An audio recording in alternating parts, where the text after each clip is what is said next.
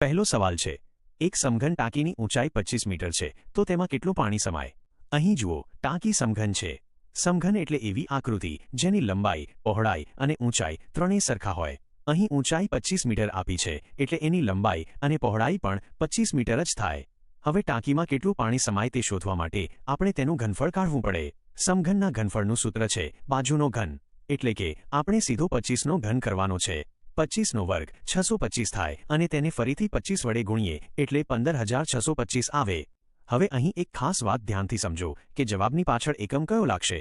આપણે લંબાઈ, પહોળાઈ અને ઊંચાઈ એમ 3 વાર મીટરનો ગુણાકાર કર્યો છે. મીટર ગુણ્યા મીટર કરીએ એટલે એનો એકમ ઘન મીટર થઈ જાય. અહીં ઓપ્શનમાં જવાબ ઘન મીટરમાં આપેલો છે એટલે સીધો જવાબ 15625 ઘન મીટર મળી જાય. તો ઓપ્શન એ આપણો સાચો જવાબ છે.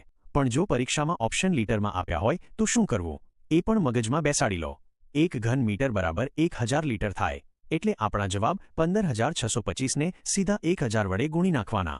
એટલે કે પાછળ 3 મીંડા લગાવી દો તો 1,56,25,000 લીટર જવાબ આવે. બસ આટલું જ યાદ રાખવાનું છે. હવે આગળ જોઈએ. બીજો સવાલ છે, અક્ષય મોબાઈલ શોપમાં સોમવારથી શુક્રવાર સુધીમાં કુલ 60,000 રૂપિયાનો વકરો થયો. તેનો વર્તુળ આલેખ દોરેલ છે. સોમવારે 72 અંશનો ખૂણો દોરેલ છે.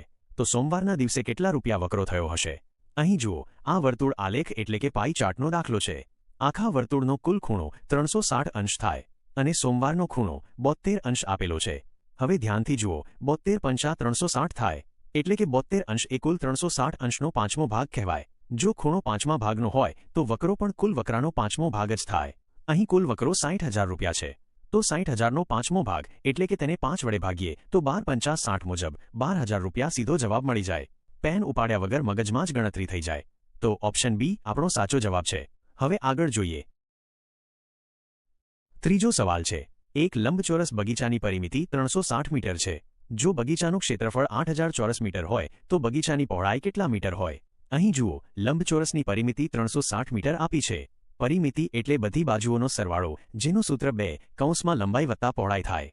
હવે આ બેને સામે લઈ જઈએ તો લંબાઈ અને પહોળાઈનો સરવાળો પરિમિતિથી અડધો થઈ જાય. 360ના અડધા 180 થાય. હવે બગીચાનું ક્ષેત્રફળ 8,000 ચોરસ મીટર આપેલું છે. ક્ષેત્રફળ એટલે લંબાઈ ગુણ્યા પહોળાઈ. હવે આપણે એવી બે સંખ્યા વિચારવાની છે જેનો સરવાળો 180 થાય અને ગુણાકાર 8,000 થાય. બહુ જ સહેલું છે. 100 ગુણ્યા 80 કરીએ એટલે 8,000 થાય અને 100 વત્તા 80 કરીએ તો 180 પણ થઈ જાય. એટલે મોટું માપ લંબાઈ 100 મીટર અને નાનું માપ પહોળાઈ 80 મીટર મળે.